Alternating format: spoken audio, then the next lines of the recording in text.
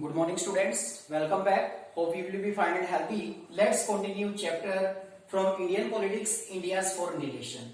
भारत के जो विदेशी रिलेशन है, भारत की जो फॉरेन पॉलिसी है, that we have to be discussed in this chapter. So this chapter is from Indian politics. As you know that this chapter is from 12th class. So here we are talking about the India's foreign relations. यहाँ पर हम लोग India के जो foreign relation है, विदेशी जो संबंध है अदर कंट्रीज के साथ, उनके बारे में हम लोग डिस्कस करेंगे.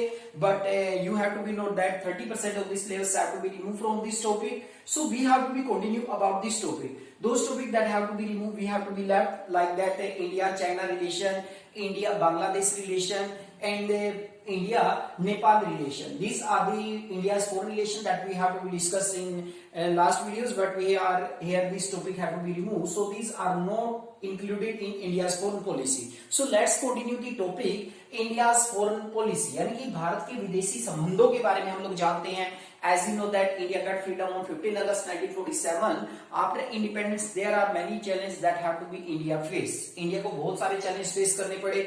India is newly independent country था, तो उसके सामने कौन कौन सी फॉरेन पॉलिसी को लेकर हमने कौन कौन से डिसीजन लिए, कौन कौन सी फॉरेन पॉलिसी थी जो जिसको हमने अपना बेस बनाया, आधार बनाया. As you know that the condition of the world is not favorable in this time that India have to be decide their foreign policy. The whole world was divided into two blocks. The one block is also led by the USS and the second is led by the USSR. So here we are talking about the India's foreign policy. India's foreign policy के बारे में हम लोग यहाँ पर continue topic करेंगे. इसमें India's external relation topic हमारा कहां से शुरू होता है? इंडियाज एक्सटर्नल रिलेशन, यानी कि इंडिया के जो बाहरी रिलेशन थे, अदर कंट्री के साथ जो रिलेशन थे, अदर कंट्री के साथ जो रिलेशन है, these are also called foreign policy of India. India की विदेश नीति के नाम से भी हम लोग उसे जानते हैं. So here we are talking about India's external relation. India के जो एक्सटर्नल रिलेशन है उसको डिसाइड करने की जो सबसे मेन रिस्पॉन्सिबिलिटी थी वो first prime minister of India use have to be know that Pandit Nehru ji have a great personality which have to be decide the foreign policy of India. So the first topic is major objective of Nehru's foreign policy. This question have to be put in many times in exams, only 2 marks questions. Major objective of Nehru foreign policy, यानी कि जो नेहरू जी की foreign policy थी, who was the first prime minister of India, Bharat के पहले prime minister उनको बनाया गया. आफ्टर इंडिपेंडेंस आप लोग जानते हैं कि फेवरेबल कंडीशंस नहीं थी. There are mainly challenge that we have to be face by the Indian government. So Pandit Nehru ji ने जो विदेश नीति बनाई बेटा उस समय पर, तो उसके जो मेजर ऑब्जेक्टिव थे वो क्या थे? This question have to be put in 2 marks और 4 marks in many times in exams. So let's continue the major objective of Nehru's foreign policy. जो नेहरू जी की विदेश नीति थी उसके मुख्य उद्देश्य क्या थे बेटा? मेजर ऑब्जेक्टिव क्या थे? So let's continue. There are mainly 3 objective. उसके मेन 3 ऑब्जेक्टिव थे बेटा. नेहरू जी के द्वारा जो पहली पॉलिसी बनाई गई थी, विदेश नीति बनाई गई थी, कहीं ना कहीं जो हमारी फॉरेन पॉलिसी बेटा, it has to be appreciate in the whole world. पूरे वर्ल्ड में इसको अप्रिशिएट किया गया था. That is most important topic that we have to be know the Nehru's foreign policy. तो नेहरू जी की विदेश नीति क्या थी? There are mainly 3 objective.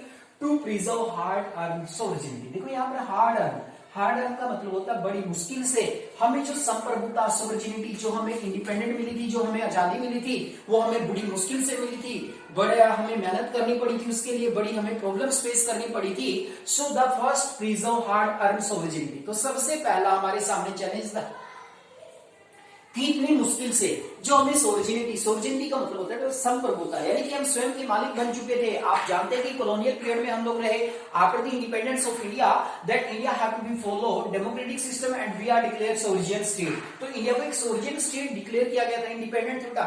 Sovereign का मतलब होता है any government, any people can not interfere in our internal और एक्सटर्नल मैटर. कोई भी कंट्री दूसरे कंट्री के मैटर में जाकर इंटरफेयर नहीं कर सकता, चाहे वो इंटरनल मैटर है चाहे वो एक्सटर्नल मैटर है. This is called sovereignty. तो इंडिया को इंडिपेंडेंट मिल चुकी थी. तो इंडिया की जो इंडिपेंडेंट इतनी मुश्किल से जो हमें आजादी मिली थी. एज यू नो दैट बेटा बड़ा ही लंबा प्रोसेस रहा था. ब्रिटिशर्स ने लगभग हमारे ऊपर 300 साल तक रूल किया. तो एक लंबी प्रक्रिया के बाद जो हमें आजादी मिली थी, जो स्वतंत्रता मिली थी, इतनी मुश्किल से उसको प्रिजर्व करना, उसका संरक्षण करना, उसको बचाना ही हमारी फॉरेन पॉलिसी का मेन टारगेट था. क्यों था target?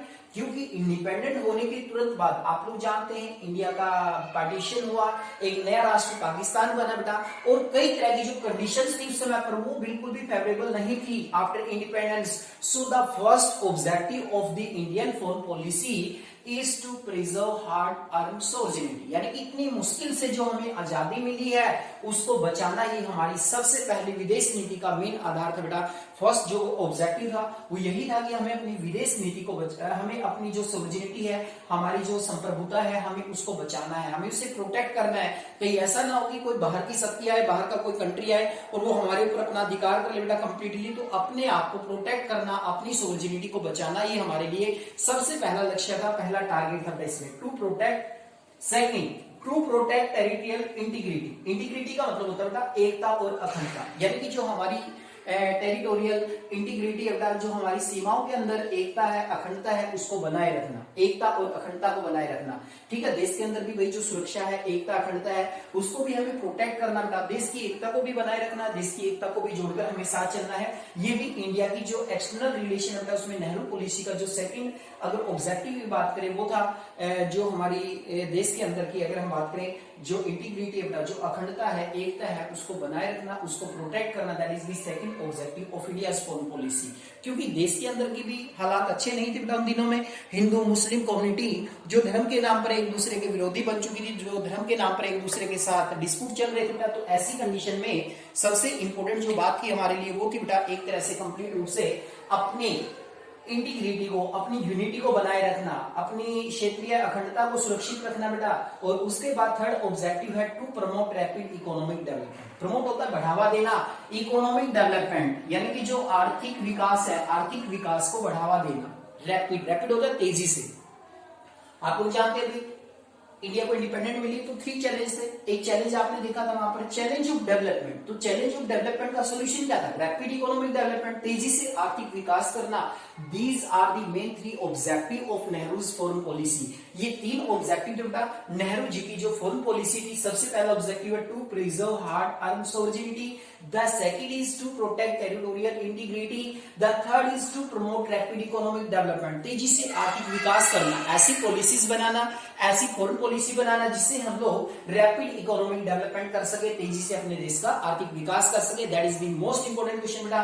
This question have to be put in 2 marks or 4 marks in board exam in many types। Major objective of Nehru's foreign policy। The next topic is India's role during Cold War। That is next topic। अगला topic अगर हम बात करें बेटा India's role during cold war, यानी कि cold war के दौरान इंडिया का क्या रोल रहा। During the cold war that India have to be decide their foreign policy. India ने अपनी फॉरेन पॉलिसी भी कोल्ड वार के दौरान ही डिसाइड की थी बेटा।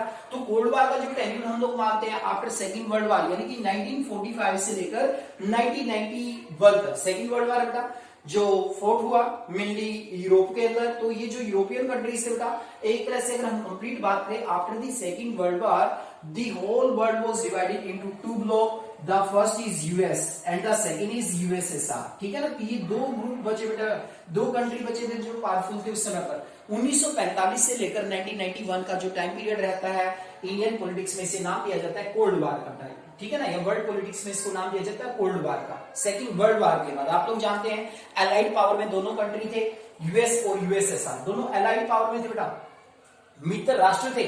लेकिन जब सेकेंड वर्ल्ड वार का एंड हुआ तो यूएस ने क्या किया, यूएस ने जापान के 2 शहर थे हिरोशिमा और नागासाकी, हिरोशिमा नागासाकी के ऊपर एटॉमिक बम गिराए, जिसके कारण यूएस और यूएसएसआर एक दूसरे के ओपोनेंट बने, एक दूसरे के विरोधी बने बेटा। और 1945 के बाद यूएस यूएसएसआर 2 ब्लॉक बन चुके थे, 2 पावर बन चुकी थी। ज्यादातर जो वर्ल्ड के कंट्री थे उन दिनों में कुछ कंट्री यूएसएस के ग्रुप में शामिल हुए और कुछ कंट्री यूएस के ग्रुप में शामिल हुए बेटा। अलग अलग इन्होंने अपने अपने ऑर्गेनाइजेशन बनाना शुरू कर दिया, अलग अलग इन्होंने अपने ग्रुप बनाना शुरू कर दिया। तो ऐसी कंडीशन में इंडिया ने जो पॉलिसी एडॉप्ट की बेटा वो क्या थी, NAM के नाम से इसको जाना जाता है, शॉर्ट में NAM के नाम से जाना जाता है। NAM होता है नॉन अलाइनमेंट मूवमेंट के नाम से इसको जाना जाता है बेटा। हिंदी में इसको हम लोग कहते हैं गुट निरपेक्षता की नीति। मीनिंग क्या होता है NAM का, स्टेइंग अवे फ्रॉम ग्रुप्स, यानी कि जो 2 ग्रुप थे बेटा यूएस और यूएसएसआर, इनसे दूर रहना। इनसे दूर रहने के लिए जो पॉलिसी अपनाई इंडिया ने वो थी NAM, नॉन अलाइनमेंट मूवमेंट के नाम से जाना गया। आप लोग जानते हैं बेटा वर्ल्ड में जितने भी कंट्रीज थे वो 2 ब्लॉक में शामिल हो रहे थे, कुछ कंट्री यूएस में, कुछ यूएसएसआर में, और भी कंट्री यानी कि किसी भी कंट्री के पास कोई भी ऑप्शन नहीं था ऐसी कंडीशन में। तो ऐसी कंडीशन में जो नॉन अलाइनमेंट मूवमेंट था, नॉन अलाइनमेंट मूवमेंट में कंप्लीट अगर हम बात करें तो नॉन अलाइनमेंट मूवमेंट का मीनिंग होता है staying away from the groups. जो सेकंड वर्ल्ड वार के बाद बेटा 2 ग्रुप थे, यूएस यूएसएसआर इनसे दूर रहने की जो पॉलिसी थी उसी को हम लोग नाम देते हैं NAM या नॉन अलाइनमेंट मूवमेंट के नाम से जानते हैं हम लोग। कहीं ना कहीं इंडिया की जो फॉरेन पॉलिसी बेटा कोल्ड वॉर के दौरान ही डिसाइड की गई थी। As you know that in 1991 when USSR was integrated in different part of the world that we have to be talking about the economic reforms. 1991 में ही हमारे आर्थिक सुधार भी हमने किया बेटा। तो ये जो पॉलिसी थी हमारी इंडिपेंडेंट के लिए 1947 में, तो इसी टाइम पीरियड के दौरान हमारी पॉलिसी डिसाइड की गई। तो हमने किसी भी ग्रुप में शामिल नहीं हुए इंडिया, ना तो यूएस में शामिल हुआ ना यूएसएसआर में शामिल हुआ। तो इंडिया ने एक अलग से पॉलिसी अपनाई जिसे NAM के नाम से जाना जाता है। The founder of the NAM is Pandit Nehru ji को इनका फाउंडर माना जाता है। तो एक नया ऑप्शन बेटा वर्ल्ड के सामने आया। बहुत सारे कंट्री ऐसे थे जिन्होंने NAM की पॉलिसी को फॉलो किया। ज्यादातर इंडिपेंडेंट कंट्री थे बेटा जिनको स्वतंत्रता मिली थी, न्यूली इंडिपेंडेंट कंट्री, ठीक है ना, जो बिल्कुल स्वतंत्र हुए थे, जिसमें ज्यादातर एशियन और अफ्रीकन कंट्री इंक्लूड थे क्योंकि उनको आजादी मिली थी। और इंडिपेंडेंट के केस में अगर हम बात करें, एक मोस्ट इंपोर्टेंट बात थी कि अपने आप को इन ग्रुप से दूर रखना। यदि ग्रुप में शामिल होते तो उन कंट्रीज की जो सोवरेनिटी है, इंडिपेंडेंस है, दैट्स वो खतरे में आ सकती थी। तो यहाँ पर देखिए बेटा एक कोल्ड वार के दौरान इंडिया का जो रोल था, इंडिया ने क्या रोल प्ले किया during the cold war. Cold war का तो आपको मीनिंग पता ही बेटा, शीत युद्ध के नाम से जानते हैं। यूएसएस और यूएसएसआर के बीच में 1945 से लेकर 1991 के बीच में काफी टेंशन रही, काफी तनाव रहा बेटा, लेकिन किसी प्रकार का कोई वॉर नहीं हुआ। इसलिए इसको हम लोग नाम देते हैं कोल्ड वार। शीत युद्ध का नाम दिया जाता है इसे वर्ल्ड पॉलिटिक्स में। तो इंडिया का जो रोल था बेटा क्या रहा वो, अब देखिए यहाँ पर ब्रिटेन अटैक इजिप्ट, ब्रिटेन ने इजिप्ट के ऊपर भी अटैक किया। यूएसएसआर इन्वेडेड हंगरी, ठीक है ना, यूएसएसआर ने हंगरी के ऊपर भी इन्वेड किया बेटा, हमला किया। कहीं ना कहीं यहाँ पर क्रिटिक्स है जो हमारी पॉलिसीज के बारे में थोड़ा सा क्रिटिसाइज करते हैं। कहीं ना कहीं भाई इंडिया है NAM फॉलो करता था, लेकिन कहीं ना कहीं इंडिया ने बिल्कुल साइलेंस दिखाया कुछ मैटर्स को लेकर। जैसे ब्रिटेन ने जब इजिप्ट के ऊपर हमला किया, यूएसएसआर ने जब कंप्लीट रूप से हंगरी के ऊपर हमला किया, आक्रमण किया, तो ऐसी कंडीशन में इंडिया शांत रहा था। तो इंडिया ने बिल्कुल भी किसी का भी फेवर नहीं किया, किसी का भी समर्थन नहीं किया। Some critics have been criticised the policy, Indian foreign policy on this basis. The next topic is Afro Asian unity. जो अगला बेस था हमारी फॉरेन पॉलिसी का वो था बेटा एफ्रो एशियन यूनिटी, यानी कि अफ्रीका की और एशिया की एकता को बनाए रखना। Nehru wanted to establish relationship with newly independent countries. Nehru ji चाहते थे रिलेशनशिप इस्टेब्लिश करना जो न्यूली इंडिपेंडेंट कंट्रीज है, जो नए इंडिपेंडेंट कंट्री हुए थे। इसमें ज्यादातर जो इंडिपेंडेंट कंट्री हुए थे, कॉलोनियल पीरियड जो सबसे ज्यादा फेस किया उस दौरान, उसमें ज्यादातर अफ्रीकन और एशियन कंट्री थे। तो अफ्रीका और एशिया के जितने भी इंडिपेंडेंट कंट्री थे बेटा, उनके बीच में एक तरह से तालमेल बनाना, उनके बीच में सहयोग भाव को बढ़ावा देना, ये भी एक मेन टारगेट है बेटा एफ्रो एशियन यूनिटी को बढ़ावा देने का पंडित नेहरू जी का। कहीं ना कहीं देखिए उन्होंने क्या किया, India help newly independent country, यानी कि जो एशिया अफ्रीका यूनिटी है उसको बढ़ावा देने के लिए इंडिया ने जितने भी न्यूली इंडिपेंडेंट कंट्रीज थे बेटा उनकी मदद की। जितने भी कंट्रीज को इंडिपेंडेंट मिली थी 1940 के बाद, 1945 के बाद बेटा, तो उनकी मदद करनी की गई इंडिया के द्वारा। इट अपोज अपार्थिड पॉलिसी, कहते हैं कि इंडिया के द्वारा जो अपार्थिड पॉलिसी है बेटा, अपार्थिड पॉलिसी क्या होती है, रंग भेद नीति हम लोग कहते हैं इसे, कलर डिस्क्रिमिनेशन पॉलिसी से हम लोग कहते हैं बेटा। तो रंग भेद की नीति अफ्रीका के अंदर आप लोग जानते हैं कि अफ्रीकन पीपल को डिस्क्रिमिनेट किया जाता था, मेनली ब्लैक पीपल को बेटा। जो व्हाइट पीपल है, white people discriminate on the basis of colour. जो व्हाइट पीपल बेटा वो ब्लैक पीपल से भेदभाव करते थे on the basis of their colour. तो इंडिया ने इस पॉलिसी को भी अपोज किया। इंडिया ने कहा कि जो अपार्थिड पॉलिसी है that is not favour in human beings, ये ह्यूमन बीइंग्स के लिए फेवरेबल नहीं है। So India oppose apartheid policy, India ने अपार्थिड पॉलिसी को भी अपोज किया बेटा, which have to be help to establish the unity among the African and Asian country, जिससे अफ्रीकन और एशियन कंट्री के बीच में यूनिटी बनी बेटा। अब बात करते हैं हम लोग NAM, 1 मार्क्स में क्वेश्चन आता था non alignment movement. Bandung conference, यानी कि जो बांडुंग सम्मेलन हुआ था, ठीक है, बांडुंग सम्मेलन हुआ था। ये बांडुंग सम्मेलन में 1961 में, यानी कि जो NAM है बेटा, NAM की जो पहली कंप्लीट आप लोग बात कर सकते हैं NAM कब स्टैब्लिश हुआ बेटा, NAM कब बनाया गया था, 1961 में, ठीक है ना। बांडुंग कॉन्फ्रेंस के दौरान इसका एक तरह से बात करें तो हम लोग इसका गठन किया गया था NAM, जो नॉन अलाइनमेंट मूवमेंट था।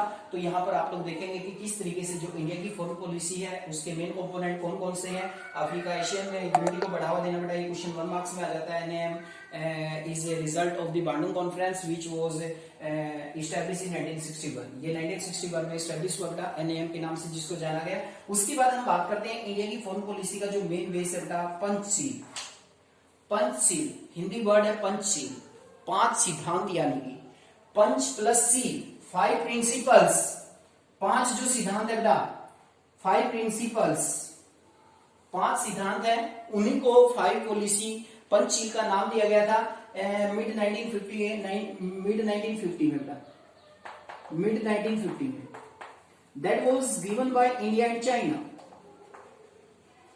इंडिया एंड चाइना, इंडिया और चाइना की देन है ये पंचशील 5 सिद्धांत यानी कि पंचशील, पंचशील के सिद्धांत पर इंडिया ने और चाइना ने हस्ताक्षर किए थे to establish unity between both the countries. India और चाइना दोनों कंट्रीज के बीच में यूनिटी बनी रहे। There is also given a slogan हिंदू चीनी भाई भाई, हिंदू चीनी भाई भाई का भी नारा दिया गया। लेकिन आप लोग जानते हैं कि चाइना ने धोखा भी दिया इंडिया को। 1962 में इंडिया के ऊपर अटैक किया गया था चाइना के द्वारा, तो ये कम्प्लीमेंट्री थी एक तरह से। अगर हम देखें तो पंचशील का मीनिंग क्या बेटा, कौन कौन से 5 प्रिंसिपल्स थे, किस तरह से फिर चाइना ने इन प्रिंसिपल्स को छोड़ दिया, किस तरह से इस 5 प्रिंसिपल्स के ऊपर जो हस्ताक्षर हुए चाइना के उनको कहीं ना कहीं इसको नेग्लेक्ट किया गया।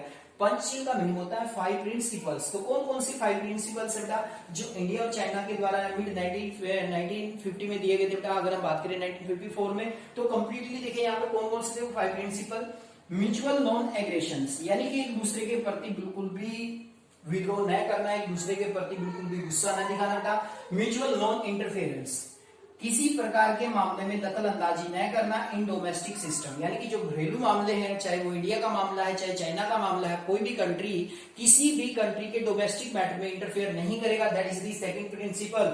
The third, respect each other sovereignty and integrity, एक दूसरे की संप्रभुता का और एक दूसरे की जो सोवरेनिटी है, एक दूसरे की संप्रभुता और एक दूसरे की जो अखंडता है उसकी रिस्पेक्ट करना। फोर्थ है इसमें इक्वलिटी एंड म्यूचुअल बेनिफिट्स, सभी को समान और बराबर लाभ होना चाहिए, इक्वल म्यूचुअल बेनिफिट्स होना चाहिए। पीसफुल को एक्सिस्टेंस, शांति सह अस्तित्व बेटा, ठीक है ना, यानी कि एक कंट्री दूसरे कंट्री के एक्सिस्टेंस को बनाए रखेगा, किसी प्रकार का कोई डिस्प्यूट नहीं आएगा कंट्रीज में, एक दूसरे के अस्तित्व को कोई खतरा नहीं पहुंचाएंगे बेटा।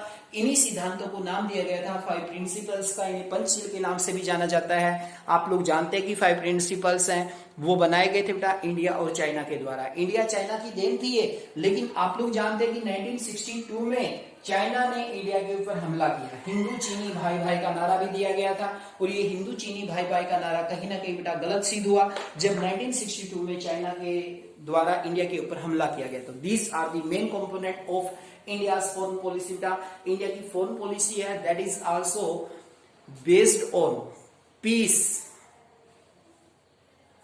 Harmony with other country.